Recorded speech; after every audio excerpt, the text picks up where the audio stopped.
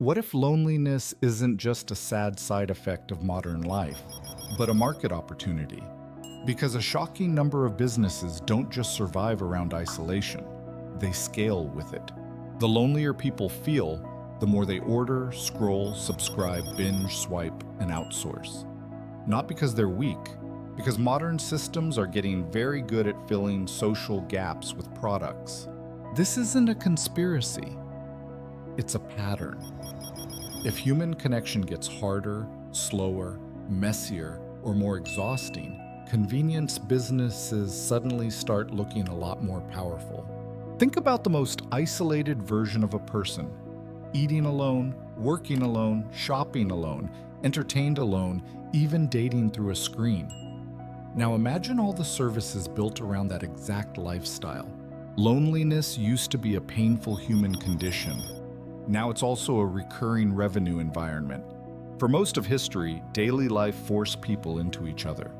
Markets, streets, workplaces, family homes, local clubs, neighbors, awkward dinners, random errands. Human contact was inefficient, but built in. Now compare that with the premium modern upgrade. Groceries appear at your door, movies arrive instantly, work happens remotely. And even conversation gets replaced with feeds, creators, and chatbots. All of that is incredibly useful, but every time a platform removes friction, it may also remove one of the last little excuses people had to interact with other humans. The barista who knew your order, gone. The cashier you chatted with, gone. The video store clerk who recommended something weird, replaced by an app that never makes eye contact. To be clear, technology didn't invent loneliness, but it absolutely found ways to monetize the spaces where connection used to live. And from a business perspective, isolated customers can be incredibly efficient. They're easier to predict, easier to target, and often more willing to pay for comfort, stimulation, or simulated closeness. Why? Because social life is chaotic. Friends interrupt habits. Families share resources. Communities reduce duplication. But isolated routines are clean. One person, one account, one order, one bill, every month. A lonely person might buy a meal. A connected household might cook one. A lonely person subscribes for entertainment. A friend group splits costs, shares plans, and leaves the house. Isolation doesn't just change logistics, it changes psychology. When people feel emotionally underfed, convenience stops feeling like a luxury and starts feeling like relief. That's where modern business gets clever. It doesn't always sell products. Sometimes it sells the sensation around missing people: comfort, validation, company, attention, distraction, tiny doses of being seen. Dating apps are an obvious example.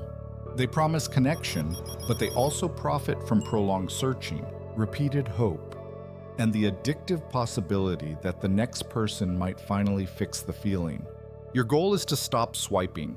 Their goal is to keep the machine alive. Those goals are not always best friends. Social media does something even stranger. It surrounds you with constant images of people, reactions, updates, and personalities, while often leaving you feeling more socially hungry than before. Because exposure is not the same as connection. Seeing social life all day can trick the brain into expecting belonging without actually delivering it. Streaming platforms don't need you socially fulfilled. In fact, a person with weak plans, low energy, and an empty evening is basically a premium customer segment. Nothing says modern efficiency like an algorithm noticing you have no plans and immediately serving season 4 recommended snacks and a monthly upgrade.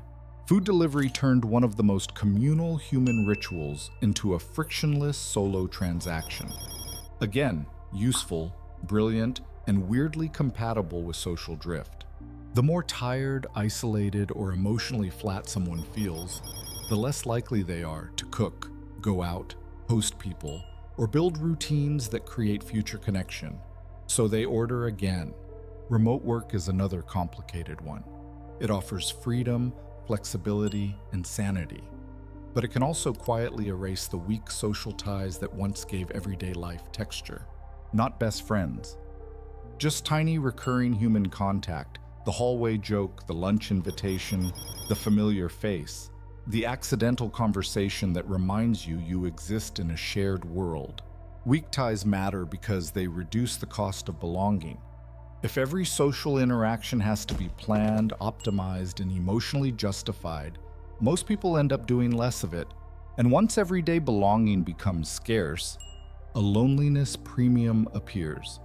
People start paying extra for things that make life feel softer, warmer, easier, or less empty for an hour. That can mean cozy subscriptions, parasocial entertainment, premium communities, AI companions, self-care products, lifestyle memberships, or anything else that wraps consumption in emotional padding. Creators are part of this too. Millions of people spend hours with voices and faces that feel familiar, comforting, and present. It can be meaningful. It can also be one-directional. Then there's AI companionship. Always available, always responsive, never busy, never awkward, never needing anything back, which is either impressive, sad, or a little bit both. This is where the whole system gets eerie. Real relationships are expensive in time, vulnerability, compromise, and uncertainty. Synthetic substitutes can be personalized, scalable, and billable. Markets love what scales. Friendship doesn't scale well. Dinner with neighbors doesn't scale well. Mutual care is messy. But automated companionship, frictionless entertainment, and on-demand comfort, beautiful margins. None of this means these products are fake, evil, or useless. Many help people. Some genuinely reduce suffering. The problem starts when substitutes quietly become infrastructure. When delivery replaces gathering, content replaces hanging out, metrics replace affection, and simulated presence replaces actual presence. The system starts eating the thing it imitates. And here's the uncomfortable part. When social life weakens, a lot of industries get stronger at the exact same time. That doesn't require a secret meeting, just aligned incentives. If people are lonely, they stay home more. If they stay home more, screens become central. If screens become central, digital businesses gain more hours, more data, and more chances to sell relief. Over time, that creates a strange economy where connection gets harder, substitutes get better, and businesses profit from solving pieces of a problem they may also be amplifying. If this feels familiar, that's because most people aren't choosing loneliness in some dramatic way. They're drifting into systems that make isolation smoother, easier, and oddly comfortable. And comfortable loneliness is dangerous because it doesn't always feel like pain. Sometimes it feels like snacks, background noise, low effort, no risk, and one more night disappearing cleanly. So what do you do with that? Probably not delete all technology and move into a barn. The real move is noticing where convenience is helping you and where it's replacing people too well. A useful question is, does this product support my human life or quietly become my human life? That one question alone cuts through a lot of glossy modern nonsense. Order food sometimes, but also invite someone over. Enjoy creators, but message actual friends. Use AI tools, but don't let a perfectly responsive machine become your easiest relationship. Because once loneliness becomes profitable, the market will keep offering beautifully designed ways to live around it instead of through it. And that may be the business model of loneliness. Not selling sadness, but selling increasingly polished alternatives to the messy human things that used to interrupt it. The scary part isn't that we're alone.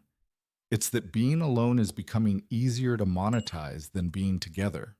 And markets tend to optimize whatever pays.